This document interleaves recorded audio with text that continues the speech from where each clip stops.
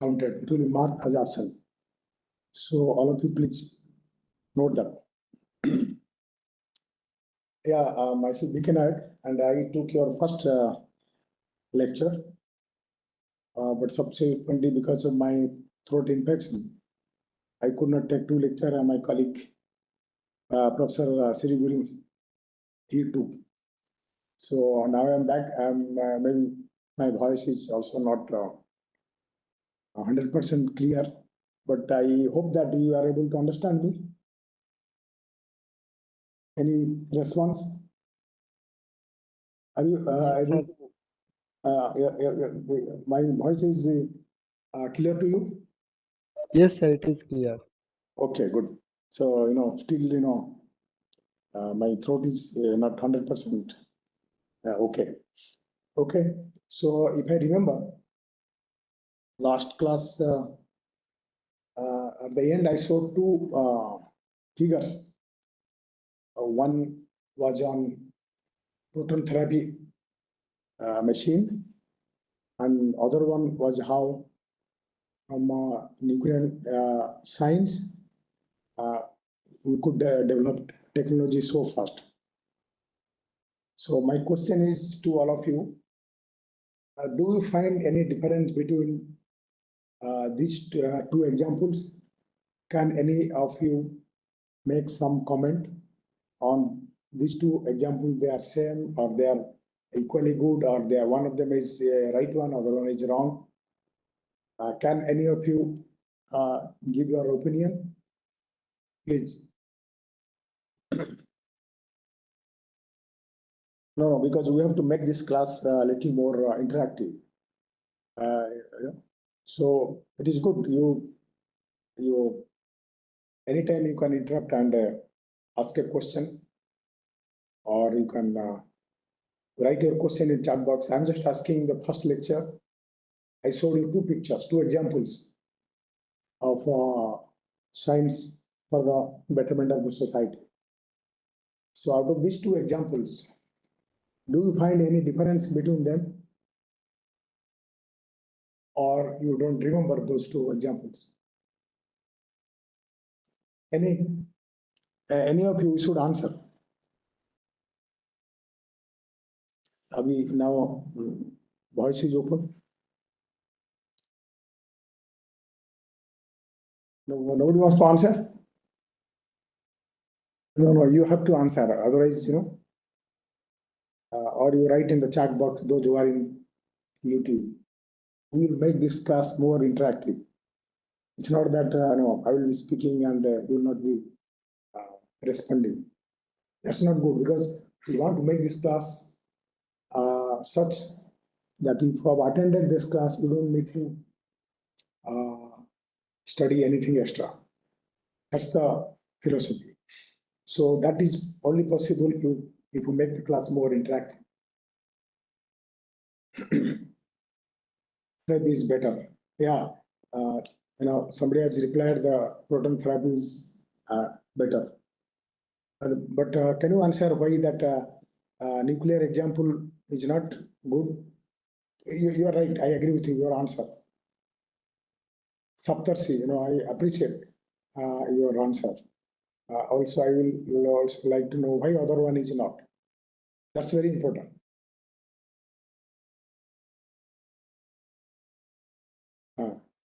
Any answer coming?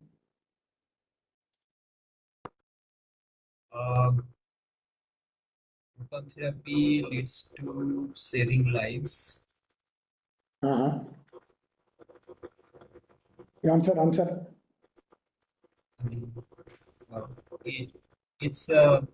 It causes less damage. It costs less energy. Cause less damage. Why I gave those two, you are right. Why I gave to those examples? Because science, aim of science is to help the society solve the problem. That is what we learn. But when you are, doing something for against the society is not good, right? You see, that is what my, I wanted to highlight that. So whenever you are doing science, always be positive, and you always think how my, my research or my invention or my innovation should help for the betterment of the society. That was actually my aim. So I gave the two, contrasting examples just to highlight that, and you yourself can figure out where we have gone wrong. Okay. Okay. Thank you. Yeah, because you must feel the subject. So now you all are joined for PhD. That's what I understand, and you are already assigned with the guides, and you must have already started working towards your research. Today, what we will do, actually, it should have been a group discussion to know how you, what is the difference between a, a because PhD is a research degree. You must know what is the basic difference between a research degree and the degree we get in our master or postgraduate or engineering graduate. So what is the difference between them? We'll try to analyze that. Also, we will see what is the difference between a textbook that we study during our college days or in our graduation and post-graduation, and which way that is different when you are going to complete your PhD, you will write a thesis, which a thesis is different from a textbook. Why I'm telling all those things, before we learn new things on research methodology, we must know how things are done as on today. That was the motive of today's lecture. Then also we will see what do you understand, how we take, science is basically answering questions. So what is called closed questions and what is called open questions, and what is the incremental research and what is called path-breaking research. We'll try to analyze these things also. Then we'll discuss how you select your guide. Actually, I will, I will prefer if some of you can come up and suggest how you selected your guide. That will be very nice. You can be on the line whenever I ask. You should come and tell how you selected your guide, and then you will see what is the role of an advisor, and then what is the role of a student, and how a student deals with failures. That is also very important aspect that we will also touch upon today. And teamwork in research, that's very important. We'll also discuss about that. Then ownership of research and honesty in research. All those points we'll discuss today. Let me ask any of you, if you can answer, you must have all joined PhD after your post-graduation, MSc, or those who are in engineering, they must be BTech graduate. And now you are in research. Like once you are in research, you will get a PhD degree. Can anybody tell what is the basic difference between these two degrees? Come on. Anybody, it's open, line is open, you can come and answer.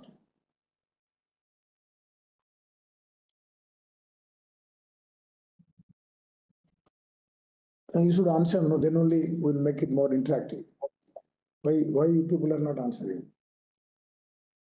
You are all PhD students, you answer, you tell. This way I find the difference because I have joined for PhD, and I was in college, my master and graduation. And basically, this is the difference I find. You tell me, any of you come forward and answer.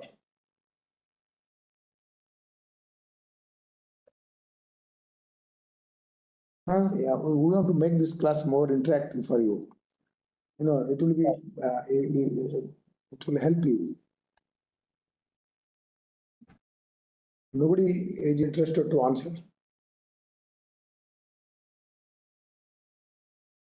Then I have to call one by one. Who is in the top? Varun Bhatt. Can you answer? Varun Bhatt, your mic is open. Hello, can you hear me? You answer this question. Which way? You are a PhD student? Yes. Yeah. You have also done your master, or you are from physics, or? Yes, from physics. Yeah. So which way you find your master degree and your current PhD? Which way they are different? To be honest, currently I don't think they're very different because I am still in my first year, which is a coursework year.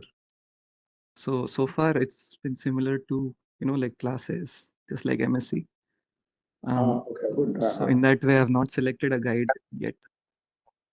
Okay. So not sure how it will be different. I've spoken to seniors and they said it's different, but I don't know in what way.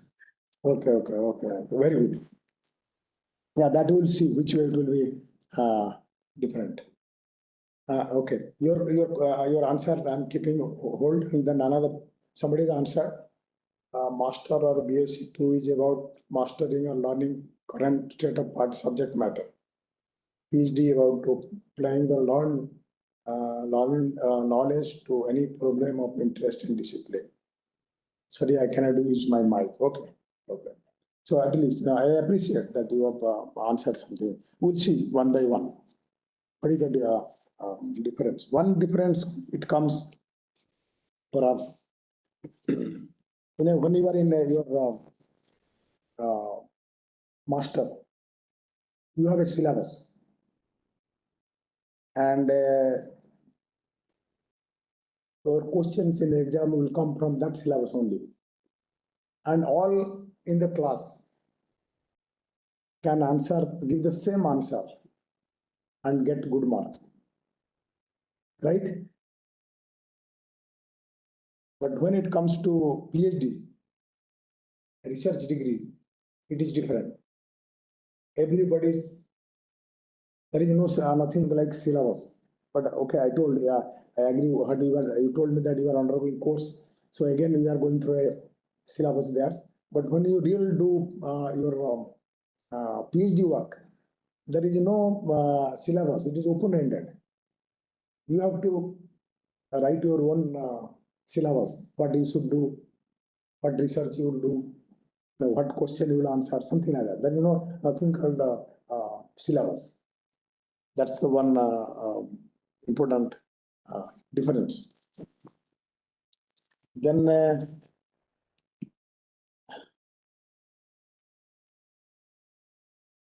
I told you when you are in your master or BTech degree, your boundary is well defined. You don't have to study beyond your syllabus. You are within your syllabus, and you are able to answer the question asked to you. That is good enough. But research is not like that. That way it is different. Then when you are in college, you basically read textbooks. But when you write your thesis, to your PhD, in your textbook, it's a accumulated knowledge over a long period of time of some person he has written. It's accumulated knowledge.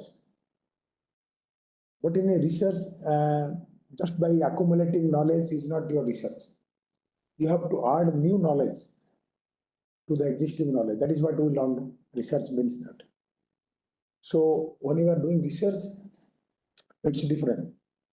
You are going to add new knowledge. So when you are in college and reading a textbook. They are just information. They are accumulated knowledge in one place. So that way, your textbook will be different from your thesis when you write your PhD thesis. And PhD work is always, very hedgy. You don't know what you will do your PhD, what is your topic. It takes time to ask a good, because PhD is basically asking some question, but then you must ask a good question. Initially, it is not very easy to select your topic and question. Okay, at this stage, any of you can tell how those who have already selected their topic, can you tell how you selected your topic? Any of you?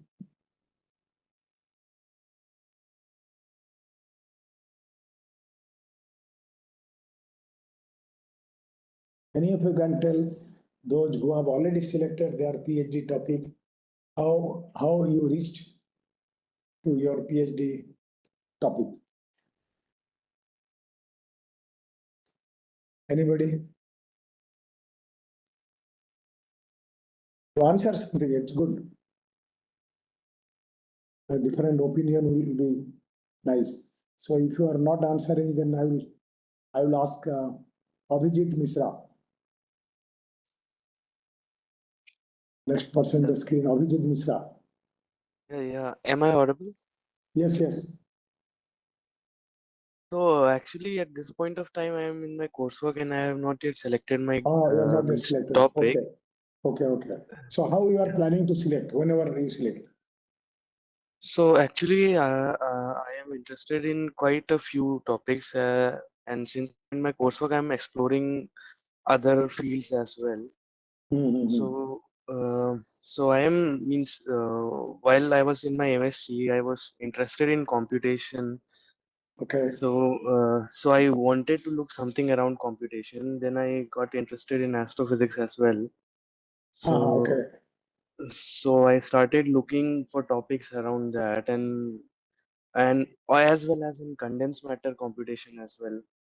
Okay. So Your first choice will um, be condensed matter computation. no, my first choice is computational astrophysics. Astrophysics. And Okay.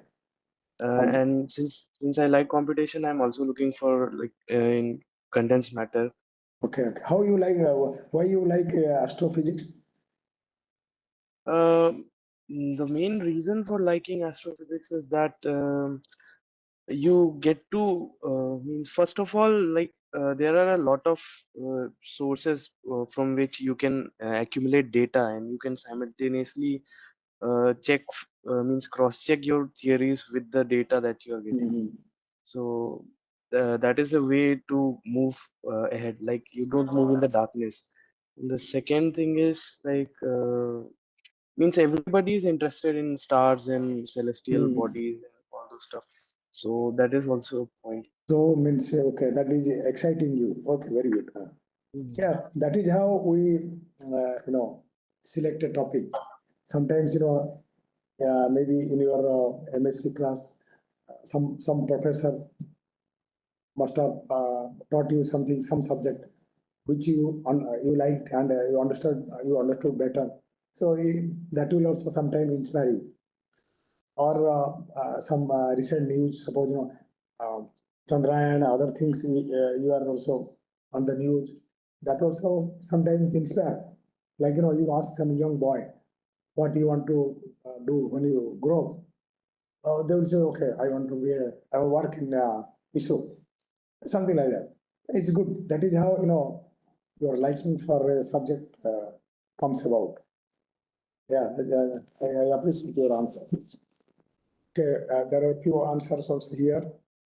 I selected my topic because I already worked on it in my master. Okay. From okay. Any other? It's good. People are answering. Guide suggestion based on theme of the work done in lab. Okay. Varsha Tripathi. Varsha Tripathi, Yes, sir. yeah. So, okay. So, you have given your answer, guides, suggestion based on theme of the work done in lab. Yeah. Okay. I appreciate your answer. But I'll tell you, as far as Sometimes, as you if go I along may each say, so sometimes, like during the PhD interviews, normally we're supposed to choose certain themes or for which we want to appear for the interview.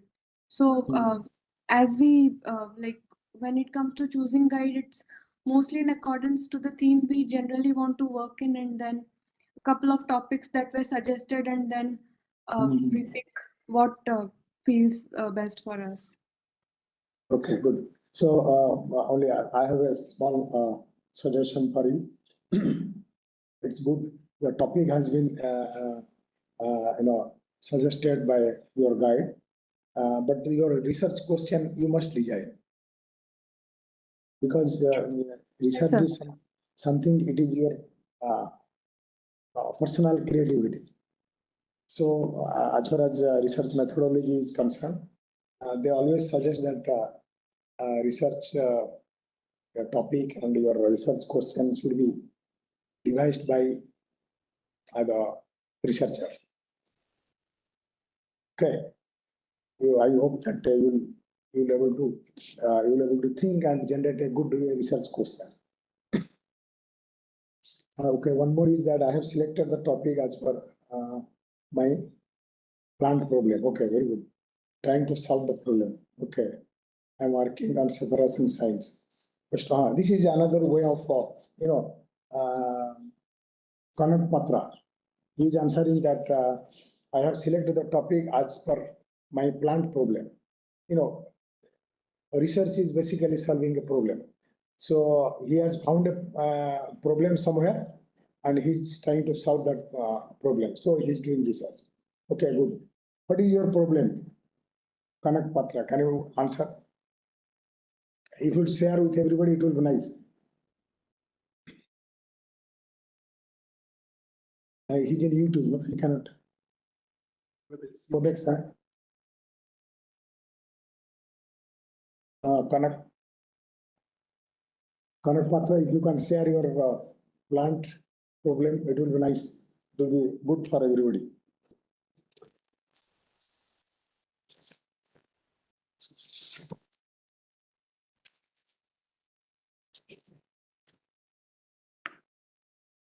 Okay.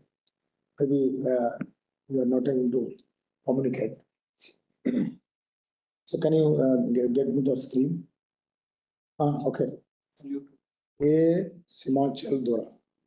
What it told me is unlike what I read in books and literature. Problem in science need to be looked with a more critical angle, considering the results we get are based on the way we ask questions. What it told. It started. Okay, I'm probing substrate specificity of protease. While in my undergraduate level, the textbook mostly taught us about uh, specific specificity in a general sense that gave impression that everything about the topic is known and proven. It is when I started my work in PhD, I got to know the difference between data and theory and how the limitation of experimental approach and data analysis bite. Okay, very good. Not give us the clear picture about what is happening. Okay, we'll discuss this thing in a what your question you have raised. We'll see. We have the need of this technique in our PhD, so I worked in this field. This is good. Now you guys are now coming up. It is good. We will make it interactive like this. Everybody should ask questions. You should then What he told me, okay.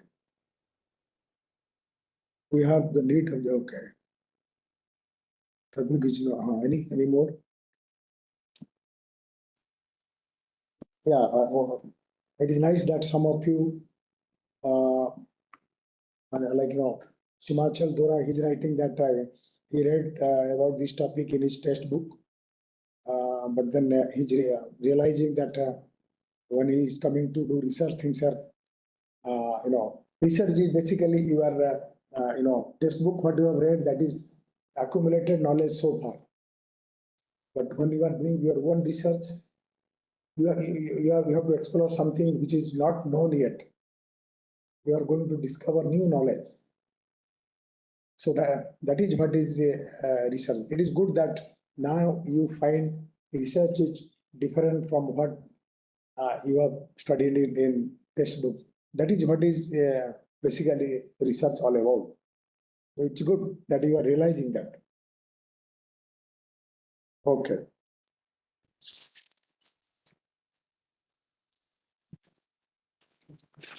Can you get my screen?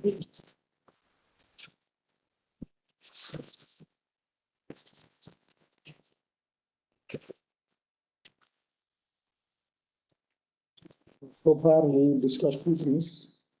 Should I write here? Yeah. First one we discussed is a difference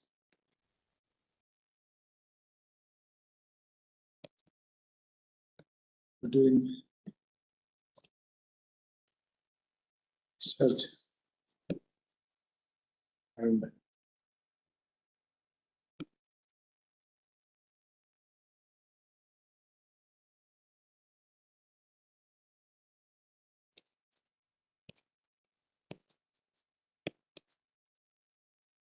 okay. Second, we discussed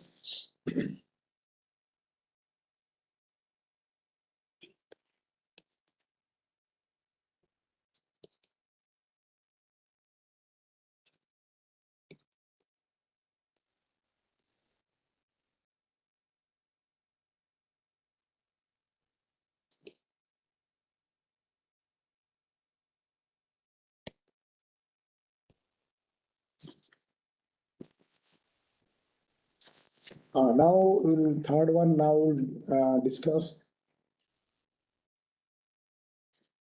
closed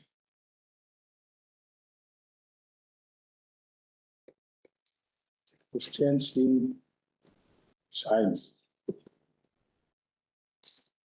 And, sorry.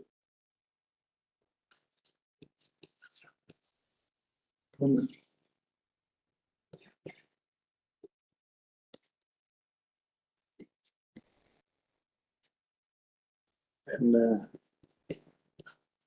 incremental research. Then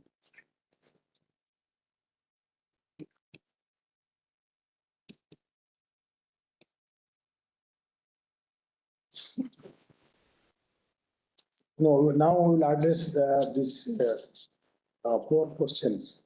What is closed questions in science? Science is basically scientific inquiry is basically answer questions. So there are closed questions. Like for example, if I say what is the pH of an orange? Suppose a question I'm asking, closed question. Closed questions are questions they are easy to answer. If somebody tell you, but sometimes if you have to do that answer yourself, sometimes it is very tough also. Suppose I will ask you a question. What is the pH value of orange? This is no. This is a closed question. Like another question I can ask.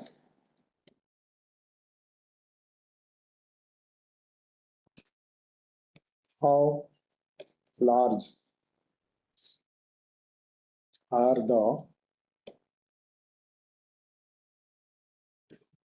largest tides in Bay of Bengal.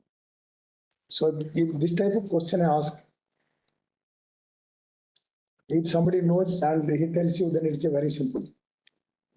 But sometimes, suppose if I do it myself, it may not be very very easy. Similarly, open question. Let us take some example of open questions.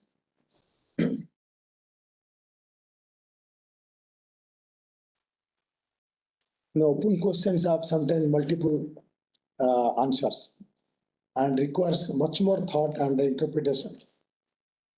Suppose I ask one question. Are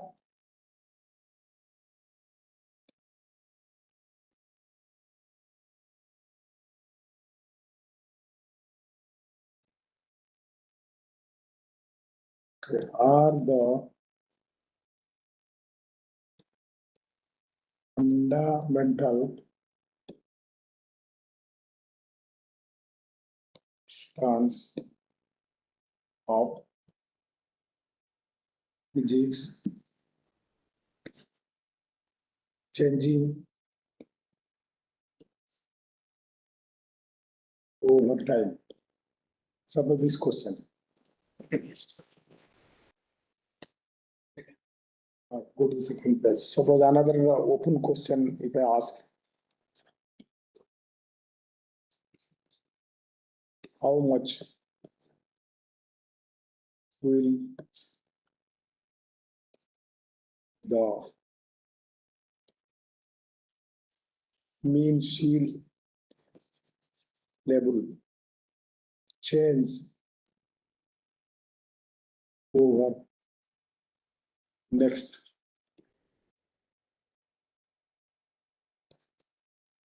100 years?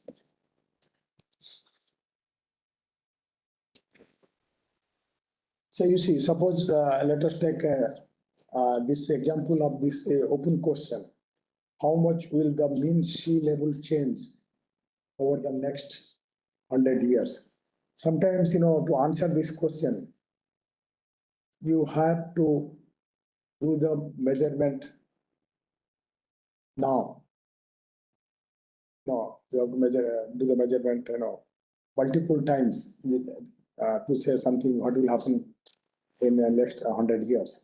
So that means just to answer an open question, many times you have to do closed questions.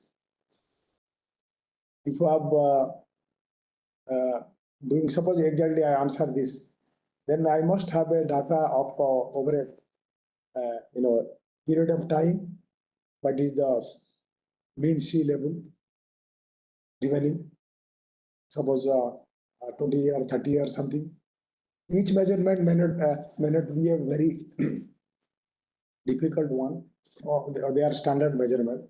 But to answer an open question, what you need is you really work in closed questions. So basically, what I'm trying to highlight here, we think that closed questions are not very challenging. But to answer an open question, you need to address closed question. Let's like if I give an example. Suppose I want to study, particularly nuclear physics, how to produce heavier and heavier elements. That is my open question. But to do that, I have to do small studies and incremental contribution. I have to study how system is fusing by fusion, and after fusion, how the system is probability of survival, and at different target and projectile combination, how fusion is taking place. So I have to do these small studies. That is what is called incremental research.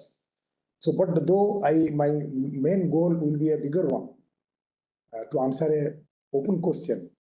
But really, when I do my research, I am doing most of time, incremental research using already closed questions.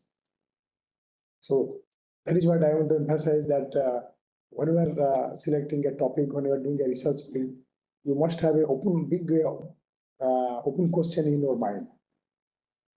But then you may not be really completing the, like suppose I want to see, sea level change for next 100 years. I will not able to do this in my 5-year research period. But I can make few measurement and leave it. It may contribute, or I can see what are the other factors that can affect the sea, affecting the sea level. I can make a study on that.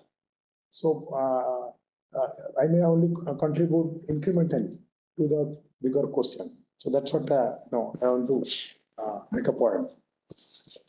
So when you are doing your research, it is always good to have a big open question in your mind.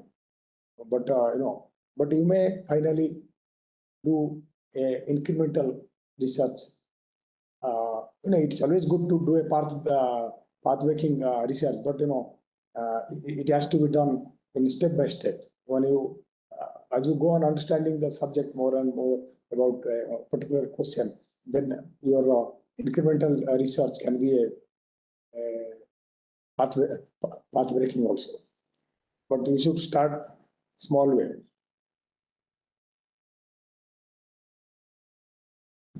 So next point we'll discuss is selection of guide. Anyway, I asked you a question. How do you select your guide?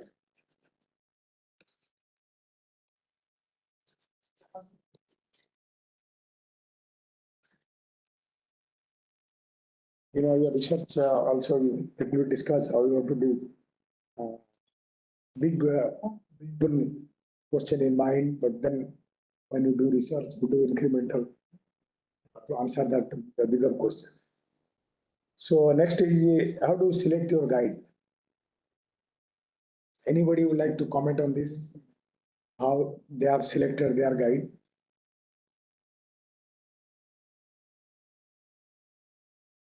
Anybody answering?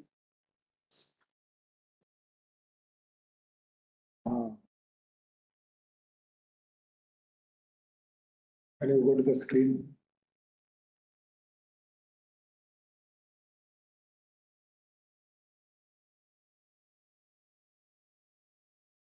How do you select your? Many of you have already selected your guide. Can you just tell me what is the criteria? What is the criteria you have followed, or how you have selected your guide? Anybody from IGCAR can answer? IGCAR Training School. You all are sitting there. Can you answer how? Any of you just give answer. How you have selected your guide?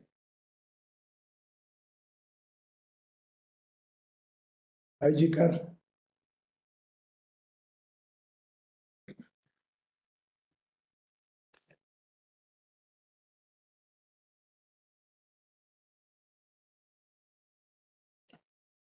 Hmm?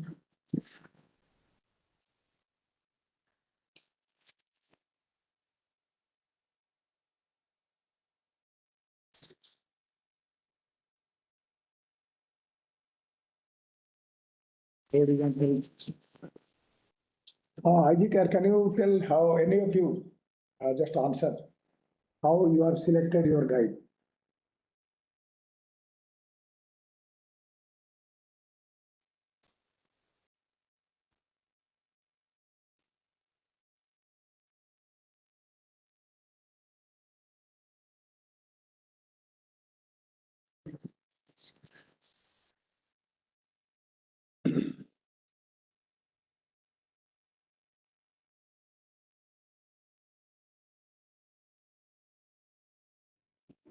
Nobody answering.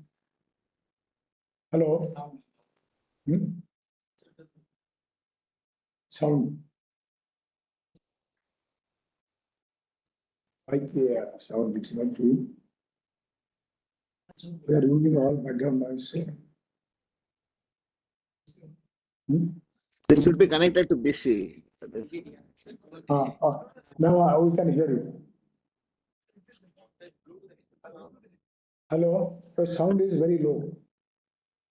Based on the experience of the guide in the field of knowledge. Can you come close to your microphone so that we can hear you? Hello. Audible, sir? I think, okay, it's not really audible. So you make an arrangement there so that, whenever a question is asked, any of you can answer. Your answer is not audible. Okay. Anybody else wants to answer this question? How? Hello. So it's Yes. audible now? Yeah. Based on the guide experience in the field of research we are doing. If the guide is experienced in that field, then whatever research we are doing, no? Based on that, we can select. Okay, first criteria should be your field of interest. Yes, sir. Based on the field of interest, the guide should have some knowledge in the field, so he or she can guide it to us. Okay, you have first you have selected your area of interest. Then you are looking who is the person who has got maximum experience in the field. You are going to him as to select as a guide, right? Yes, sir. Yes, correct, sir. Yeah.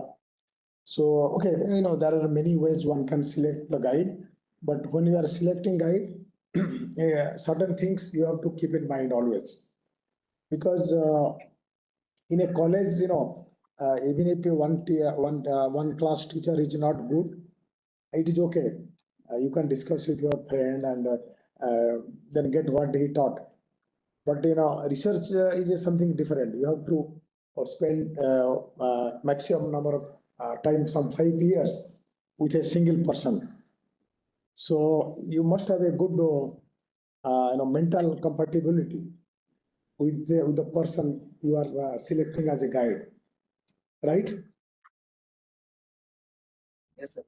Yeah. So there are certain things you have to first see that you have a nice compatibility with the guide. That's very important. And so you have to do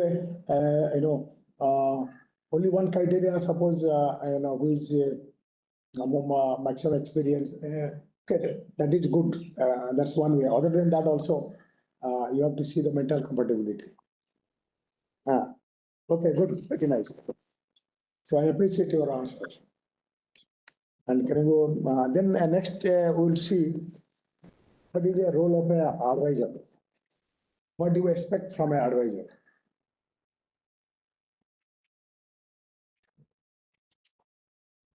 Yeah. Like this is the question we will discuss. What is the role of the what is the role of advisor? Advisor, do you expect day-to-day interaction with the advisor? So it is not really possible. Advisor is, in general, they are busy man. So you have to be after them. You have to look for them when they are free. You go and discuss with them. And your PhD is basically, it is not a mission mode work. I have to do this much today. So because it's a research is something, you have to think a lot, think about the problem and think about the possible answers. So if you are and you have to do all these things in a very cool manner. Never in a hurry. If something is you are not able to meet your advisor today, don't worry. You keep patience. Just see whenever he's free, you go and meet him. Basically, you don't expect the advisor to be always sitting with you. Only when you have a problem, you are doing something and you face a problem, then only you go to your advisor. Otherwise, when you do the research or your PhD work, it is whole problem is yours, and you should find the solution. Only when you are struck up, then only you should go to your advisor. And so you agree with this, what I told, the role of the advisor? Sometimes, when you go to your advisor, there are different type of advisor. They will tell you, okay, why don't you go and read these 10 papers and you solve the 11th one. Some guide will tell, okay, why don't you go, these are the some recent research of interest. Why don't you go and read this area and find out what are the gap areas, what are the problems that we can take up. Or there are some guide, they will say, okay, this is an interesting field, you go and read this and then come, we will work on this. So you have a different type of advisors or guides. So you have to nicely interact and do your work accordingly. So never, but always the way you feel comfortable, you should do, because the research is finally it is going to be yours. When you start your research, maybe your guide is the boss, he knows everything. But once you complete your PhD thesis, you are the boss. You know the field more than anybody else, because you have done your research work. So that's it. So this is the role of advisor. Then next we'll see what is the role of a student.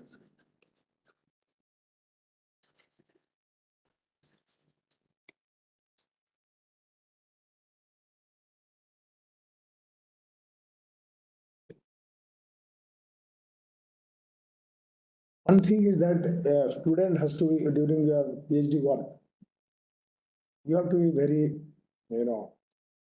patient. There is, sometimes something is called obsessive compulsive disorder. Some students sometimes think, today I should write my paper early, I should finish my PhD early. That is not the way research is done, because you take your own time. Don't be in a hurry to complete the work, because when you have time, then you can think, and you can do a better research. And as a student also, when you do your research, most of 80% time we do mundane works, like somebody is planning his experiment, then maybe he has to go to talk to other to get some sample, and maybe he may have to go to workshop to design certain things. You feel sometimes I'm wasting most of my time doing this type of work. But when I do my research, it is not like that. By doing all these mundane works, that gives you experience how you manage how do you manage your work, and also that will also help you in interacting with people, and learning what other people are doing and how they are doing.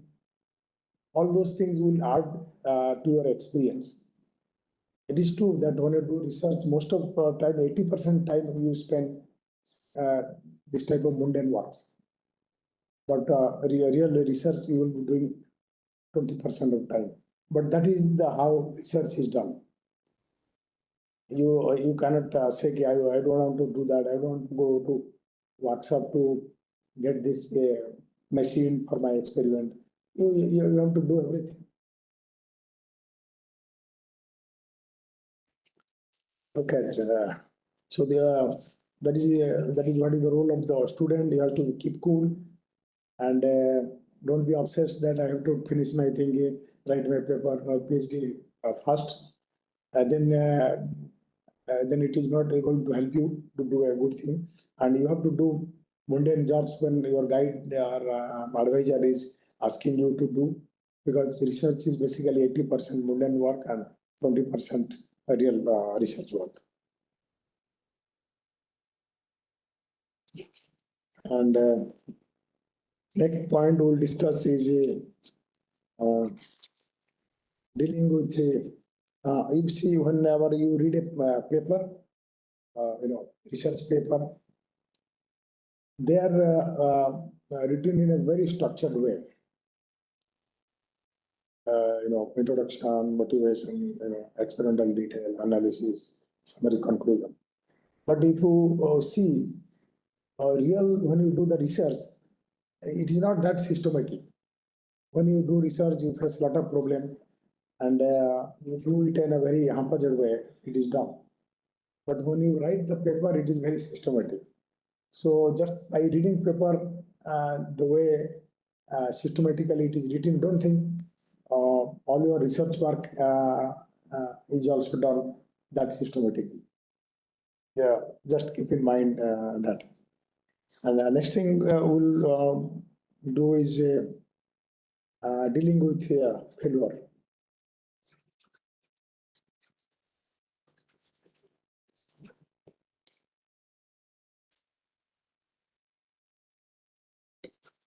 So failure is a part of life. When you are in research, many times you will find some setbacks. If you do some experiment, uh, it doesn't come out the way you plan. Maybe sometimes you finally wrote a paper and it got rejected. But you should not be too much upset about these things. Suppose your experiment has failed. Sometimes it is said, no, failure, you learn new things. Sometimes maybe your experiment failed, maybe something wrong with your hypothesis, the assumption you made.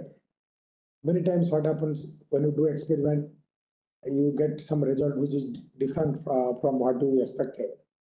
Then maybe it will change your hypothesis, initial hypothesis. Then maybe your result will be new.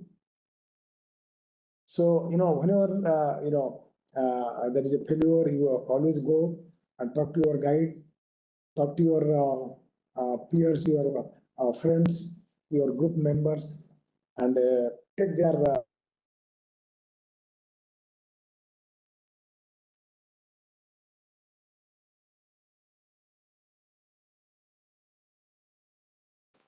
your failure can turn into an achievement also. It may be a new result. Okay. So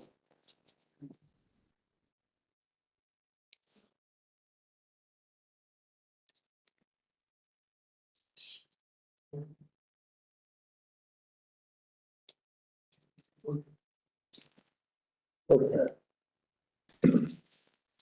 Then you will see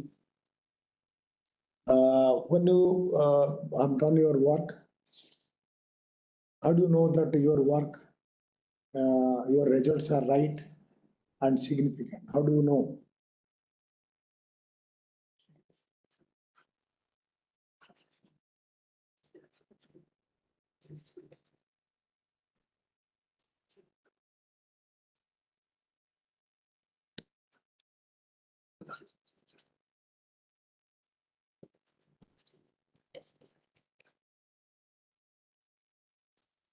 Suppose you did an experiment, you got the result.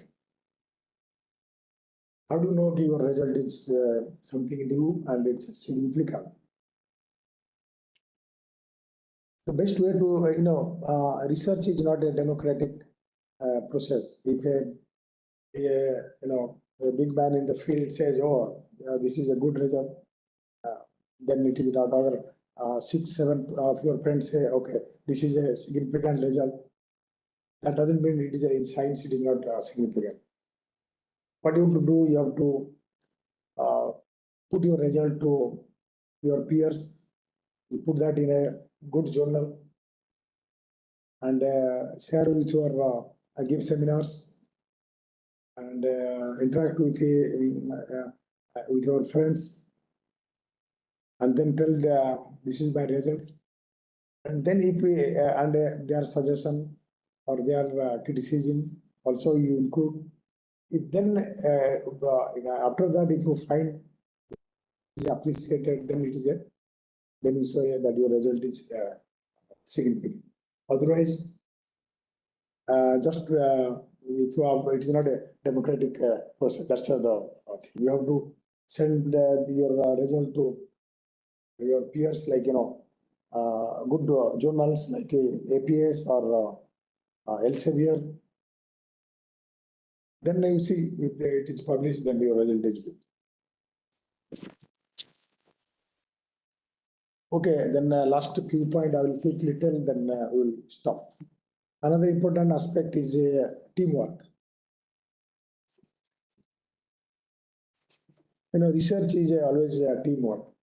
Suppose you are working in a group, you must participate in others' experiment also in your group. It's not that when you are doing, you are only interested with your work. You don't bother what other people are doing. No, you must participate in others' experiment also. That way it will give you more experience. You learn many more things by participating in others' experiment. And when you participate other experiment and discuss about the experiment, you learn new things. So in a research, it's teamwork is very important. And when you are doing your experiment, also other people will be joining, and you may be thinking to carry out your research in a certain way. But when you share your research work to others in the group or in the team, they may, give some good feedbacks. So that will improve your research. And another point is ownership. Ownership of research. When you research, you get some result, right or wrong, you must own them. And you be very critical of your own research. The result you have got, you have to repeat it again and again to make sure that whatever result you are showing, that is correct. And you have to own it. Okay, I have done it. And whenever you do any even small result, you share with your friends. That way, it is good in the sense when you share with your friend, you are thinking about your experiment or your result. It's not that only during the research hour you are doing research and other time you are not doing. Even lunchtime or dinner time or breakfast, you can discuss with your friends. I did my experiment and I got this result. So that way, you will be thinking, beyond your working hour. So that is a good, spirit of doing research. And last but the least is the honesty in research. Be very honesty.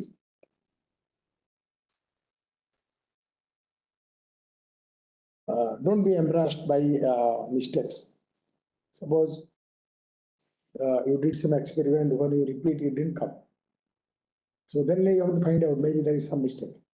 So don't be ashamed of admitting, okay, you had committed a mistake last time while doing the experiment. So honesty is very important, because no result is final. You can't say that after my research nobody is going to get anything new on this field. It's not like that. Research is only, it will go on. We are only adding small knowledge. Our knowledge about the field will go on increasing and increasing over period of time. But we should be very honest. But we add to the as a new knowledge. Okay, thank you. I think we'll stop here today. And if anybody has any quick question, then we can answer.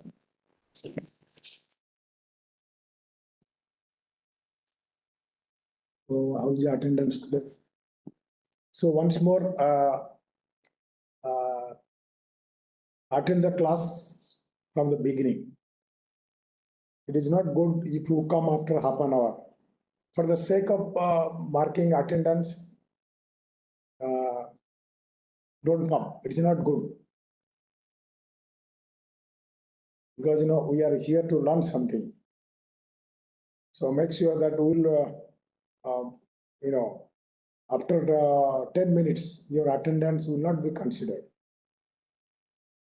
So be careful.